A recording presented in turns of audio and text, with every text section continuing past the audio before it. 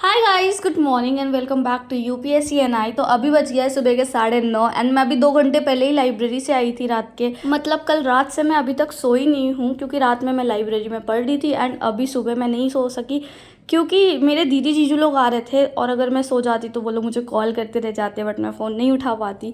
तो मैंने अवॉइड करा सोना। तो अभी वो लोग आने वाले हैं, 9:30 बज गया है एंड वो उनका फ़्लाइट अभी लैंड हुआ था यहाँ मुंबई से। वो लोग आ रहे हैं यहाँ पे। तो मैं बहुत ज़्यादा एक्साइटेड हूँ उन लोगों से मिलने के लिए क्योंकि बहुत टाइम हो गया मैं मिली नहीं हूँ। बहुत टाइम तो नहीं हुआ है बट स्टिल मुझे थोड़ा होम सिकनेस हो जाता है। तो मुझे थोड़े थोड़े टाइम में भी ऐसा लगता है कि थोड़ा घर आ जाती हूँ, इसलिए मैं बहुत ज़्यादा खुश थी, बहुत एक्साइटेड थी स्पेशली नोनों के लिए। तो वो लोग फाइनली आ गए एंड यहाँ पे इनका सामान वगैरह निकल रहा था और आज ही रात को ये लोग वापस भी जाने वाले हैं। मतलब रात में वही 1-2 बजे के रात में जाने वाले हैं वापस। तो अभी हमारे पास पूरा दिन बचा है साथ में स्पेंड करने के लिए। तो मैं घर में आने के बाद इसके साथ खेलने लग गई थी तो 1 घंटे के लिए। उसके बाद सब सो गए थे, मुझे बहुत नींद आ रही थी बट पहले तो मैंने अवॉइड करा कि चलो आज नहीं सोते हैं, बट यार नहीं हो रहा था कंट्रोल। तो मैंने 2-3 घंटे का नैप ले लिया था एंड उसके बाद फिर मैंने फंडामेंटल ड्यूटी स्टार्ट करा अपने लक्ष्मीकांत से। एंड अभी सब सोए थे तो कोई शोर नहीं था, कुछ नहीं था। एंड आज मैं टेबल में नहीं पढ़ पा रही थी क्योंकि गद्दा लगा हुआ था रूम पे पूरा, क्योंकि सब आए हुए थे तो मेरे पास बेड नहीं था प्रॉपर। तो नीचे गद्दे में सब सोए थे तो मैंने एक कोना पकड़ लिया एंड वहाँ पे स्टार्ट कर दिया अपना पढ़ना।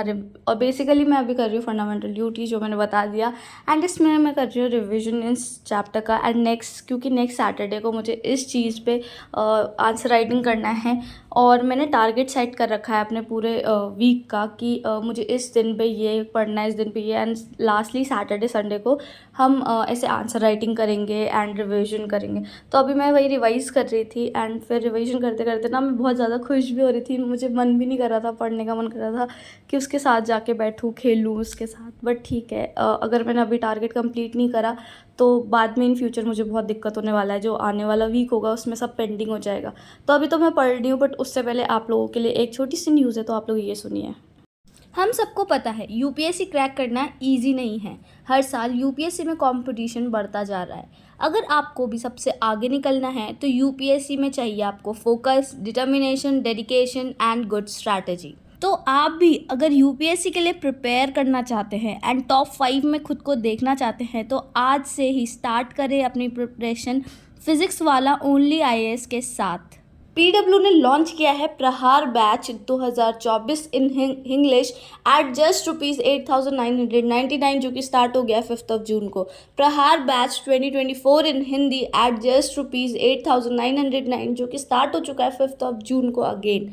Titan 2024 batch in English at just ₹8,999 जो कि स्टार्ट होने वाला है 3 जुलाई को। संकल्प batch 2025 in English at just ₹10,999 starting on 12th June. संकल्प 2025 in Hindi batch at ₹10,999 starting on 12th June. इसके अलावा पीडब्ल्यू की बुक्स भी अवेलेबल है अमेजोन पे जो काफ़ी कम प्राइजेस में है एंड आप उसे चेकआउट कर सकते हैं। इन बुक्स में आपको मिलेगा यूपीएससी प्री मेंस की इन्फॉर्मेशन, टॉपिक वाइज कवरेज है पूरे बुक में, डायग्राम, फ्लो चार्ट, टाइमलाइंस वगैरह दिए हुए हैं, previous year questions of pre and mains दोनों दिए हुए हैं। तो अगर आप अपने गोल को अचीव करना चाहते हैं तो स्टार्ट करें अपनी यूपीएससी की प्रिपरेशन आज से और अभी से with Physics Wallah only IAS. Use my code NANCY for extra discount. Link is in the description, go and check now.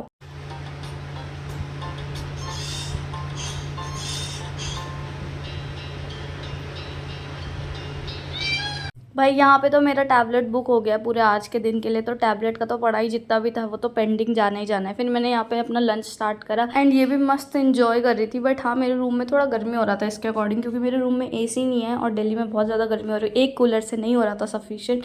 तो ये थोड़ा सा परेशान हो रही थी बट ठीक है, एडजस्ट कर लिया हमने थोड़ा सा। एंड उसके बाद फिर मैंने पढ़ना स्टार्ट करा था। बट ना आज ना मेरे से बिल्कुल पढ़ाई नहीं हो पा रही थी। पता नहीं क्यों, मैं कुछ पढ़ ही नहीं पा रही थी। मतलब मैं कुछ पढ़ भी रही थी ना तो वो मेरे माइंड में जा ही नहीं रहा था। मे बी शायद मैं कुछ ज़्यादा ही खुश हो गई थी आज। तो मैंने सोचा कि ठीक है, मैं कुछ पढ़ नहीं पा रही हूँ बट जो पढ़ा है उसे लिख तो सकती हूँ।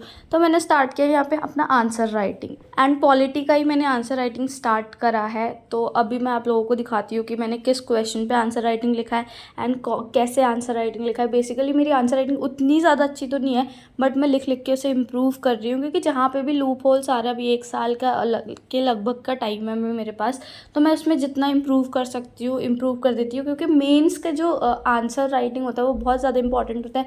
एंड यही मेंस के मार्क्स ही जो होते हैं ना वो हमें इंश्योर कराते हैं कि हम लिस्ट में हैं एंड हमारा रैंक बहुत अच्छा है। तो क्वेश्चन ये है कि the constitution itself declares that the DPSP are fundamental to the governance of the country. In the light of the statement discuss the importance of DPSP and highlight how these are different from fundamental right.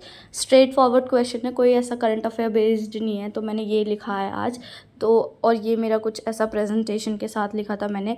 तो basically यहाँ पे मैंने लिखा है and इसे मैं evaluate कल करूँ क्योंकि आज तो पॉसिबल नहीं हो पाएगा।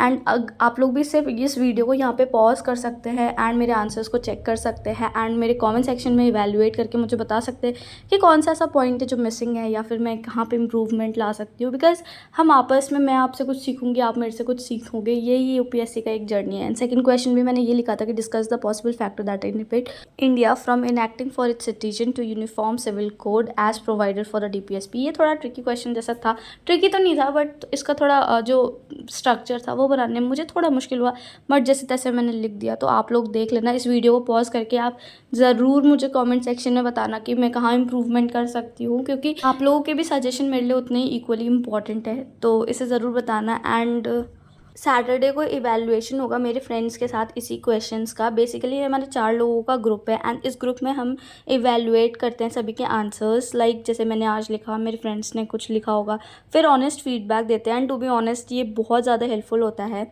ये ग्रुप में आंसर राइटिंग करना। एंड यहाँ पर मैं आंसर राइटिंग करी थी, अन्नी से देखिए।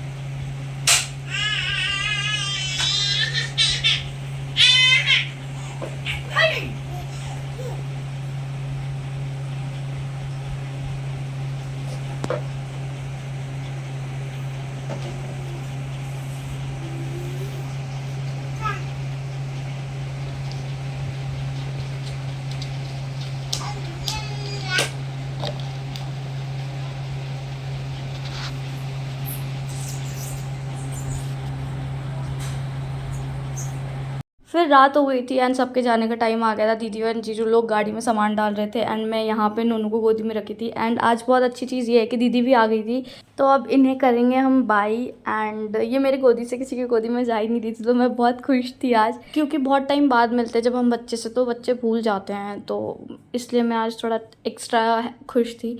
बट एक और चीज़ बहुत अच्छा था कि आज मुझे ये पता चला है कि मुझे कॉलेज जाना है किसी ज़रूरी काम से, और within I guess 15 days जाना है। तो 15 दिन में मैं फिर घर जाऊंगी एंड मुझे ये फिर मिलेगी एंड मैं इससे फिर से मिल के मतलब इसके साथ टाइम स्पेंड कर सकती हूँ। तो फाइनली अब इन लोगों को बाय बाय करते हैं। एंड आज गली भी बहुत सुंदर लग रहा था हमारा। बेसिकली आज कुछ ऐसे भजन कीर्तन वगैरह था गली में, मुझे आइडिया नहीं है क्योंकि मैं बाहर ही नहीं आई थी आज। तो चलते हैं अब घर एंड करते हैं इस वीडियो को यहीं पे and. Thank you so much for watching this video. अगले वीडियो में मैं लाने वाली हूँ नाइट स्टडी रूटीन क्या होता है मेरा। सो मेक श्योर आप चैनल को सब्सक्राइब करके बेल आइकन दबा दें।